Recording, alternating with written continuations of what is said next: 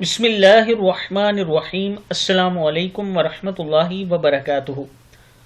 عابد رضا channel کی طرف سے آج میں اپنے دوستوں کو رسول اللہ صلی اللہ علیہ وآلہ وسلم کا ایک بہت ہی پیارا فرمان بتاؤں گا۔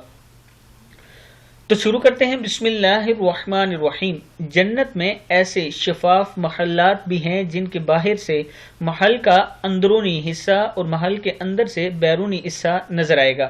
ایک دیہاتی نے کھڑے ہو کر عرض کی، اے اللہ کے رسول صلی اللہ علیہ وآلہ وسلم، ایسے دل فریب محلات کن لوگوں کے لیے ہوں گے؟